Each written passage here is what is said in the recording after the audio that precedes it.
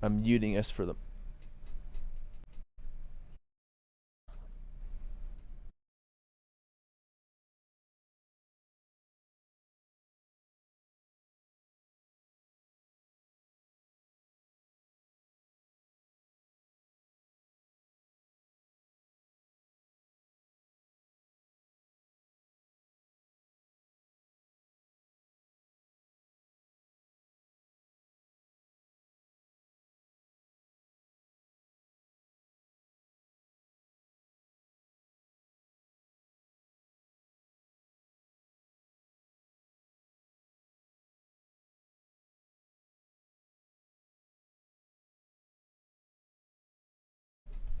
All right, good morning, folks. It is Bill Hurlbrink and First Warn 5 Meteorologist Melissa Meeder joining you this morning. I got a little bit of an update. Want to bring you about some breaking traffic news that's happening around town, but also an update on our severe weather situation for tonight. It is a First Warn weather day here at KCTV5, which is our highest alert level for some serious storms that could be taking place a little bit later on tonight.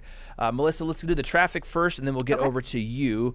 First off, this is what southbound 635 looks like at Shawnee Drive. Now, luckily, they've got one of these cars up on the back of a tow truck, but this has caused some serious delays for traffic in Wyandotte County that uses 635 to go between, let's say, I-29 down to I-35. We'll go ahead and take you into the backup and take a look at a couple of the other cameras just to see how slow it is. Hopefully it's improving a little bit. Let's go back and see if it's to the rail yard. Looks like the delay isn't quite to the rail yard there at Swartz, but let's come up the road to Metropolitan. And I bet you we'll run into it there. And yeah, between Metropolitan down to Shawnee Drive, it's moving about like 10 to 15 miles an hour. If you want to avoid this, you might want to think about 7th Street Trafficway through portions of KCK. Keep in mind, if you go west to 435, there's another bridge project out there, and it's running pretty slow past the Speedway as well. So just a heads up to that if you're out getting going here today. You don't want to run into that big mess. Again, that is going to be southbound on 635. It is a crash happening at Shawnee Drive that has given us big delays back across the rail yard, almost to the rail yard there, excuse me, but at least to Metropolitan. So it's going to cost you extra time as you go from, again, I-70 down towards I-35 via southbound 635. Now I want to toss it over to, again, First Warn 5 meteorologist Melissa Meeder. It is a First Warn weather day here, Melissa. Kind of walk us through what we can expect in terms of severe weather coming up later on this afternoon, this evening. We have, all of us have the threat for strong to severe storms as we head through the evening. Damaging winds, hail, very large hail, tornadoes will be possible, as well as some pockets of heavy rainfall. But the highest risk is a level 3 out of 5. That includes Kansas City and points northward. So most of the areas along and north of I-70 in the level 3 out of 5 risk, that is where the best potential for strong to severe storms will occur as we head into the evening and overnight. Level 2 out of 5 risk for the rest of us. So all of us have the potential for strong to severe storms. Better odds to see strong to severe storms will be in the level 3 risk. And so, Bill, if you want to scroll down. You just tell me what you want. We'll pull it up. Will you pull up the First Warn track? It should be a little bit lower. Sure.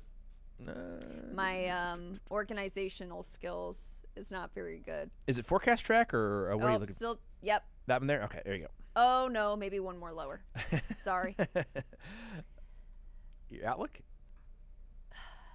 Go to the next slide. All right, we're getting there. We're getting there. Hang with us. Okay, now we're in my main show, so this should be all put together. So for this evening's threat, we have an evening threat, and then we have an overnight threat. So there's some things that are iffy about the evening threat. It'll be between 5 to 9 p.m. This coverage might be very isolated. Some of us may not see any storms at all, and we may not see any storms form at all. But if they do, they could be dangerous. This is when we likely see the higher tornado risk from the evening and into the overnight. Now, why may these not form? Well, there's something called a cap in the atmosphere, which is basically like the lid of a pot. So there's a lid over the top of our atmosphere and our sky, and that doesn't allow those storms to form. And if they start to break the cap, then we could see those storms form. So if anything does pop and we see any isolated storms, those likely will become severe pretty quickly. Now, as we head into the overnight hours, though, this is what we're more sure about. This is going to be mainly from 11 p.m. into the overnight into about 5 a.m. tomorrow morning. And so this is, when we see those storm chances and coverage increase. A cold front is going to be moving through with this, and that cold front is going to form a line of rain and thunderstorm activity along it. This still will possibly be severe, but the risk will be slightly lower as we start to lose some of the, severe weather ingredients as we head through the overnight. So as we time this out, most of the day is dry. We see some cloud cover here and there. It's windy throughout the day, and by 5 o'clock, as you can see, not much going on. Very spotty, but by 7, 8 o'clock, if we look up towards Maryville, we may start to see some of those isolated storms break the cap. Better odds, though, and coverage start to build by 11 p.m. as that cold frontal line starts to push through the area. I think it's around the metro between about midnight and 1, kind of hangs out there for a little bit, pushes south of the I-70 corridor by 4, and then by about 8, 9 a.m., it's pretty much wrapped up. Our southern areas see a little bit of, rain on the backside of that, but otherwise that severe weather threat will have come to an end at that point. So it's not our only chance for, rain and thunderstorm activity this week. We have that first warm weather day today, but that 30% chance for tomorrow for lingering activity first warns then for Wednesday and Thursday, and then we finally dry out on Friday. So no severe weather is expected at this point with the rest of the week, but make sure you have several ways to receive alerts this evening into the overnight, and be checking back with us just in case we find new information in regards to the cap breaking or something happening with those storms initializing earlier in the evening that may change from what I'm telling you right now. And I think that's the important point to point out here is just that this is what they call a conditional risk.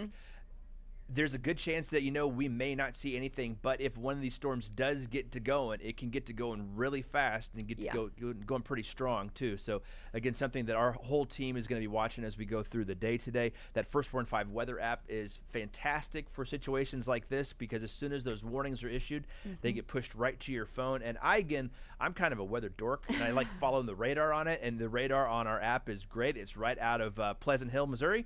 So it's the same thing that the National Weather Service and our team watch when they're tracking the storms, and you can have that all in the palm of your hand via the First Warn 5 weather app. Before we let you go, I do want to take you back out into the roads, because we do have a little bit of an update for you. We did make a little bit of progress here on this crash along 635 and Shawnee Drive. They've got one of the cars out of there, I think, but you can still see them working on that semi. Unfortunately, it looks like that right lane of southbound 635 is going to be closed for quite a while. They got some cleanup to do. It looks like there might have been a fuel spill, maybe even a fire or something there off the front end of that truck. So that's going to take them a while there to get that all cleaned up. And I did just spot another crash on a busy interstate here this morning.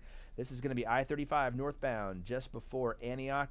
Unfortunately, can't see it because it's behind the bridge pillar here, but right beneath that, it looks like we've got the left lane blocked because of a new crash there. And if you know that, a lot of people line up in that left-hand lane to access 635 if they're coming up northbound I-35. But that's really put a crawl on northbound I-35 commute. We'll take you back to Johnson Drive. And yeah, you can see everybody just kind of sitting there, especially in that left lane, as northbound is just kind of trudging by to try to get up towards the downtown loop. So, all right, we've got to go take a break because we have got to get back on TV here in 5 minutes. Bring you an update on KCTV5 for pretty much the same thing you just saw here. But we're going to go do that. So, again, Melissa Meeder is over there. She's actually technically right there. Anyway, but she's going to have updates for you coming up here again all morning long, and the First Warn 5 weather team is going to have weather updates for you all day long here on this First Warn weather day. Again, we'll see you back on KCTV5 here in 5 minutes. Have a fantastic rest of your day. Take care.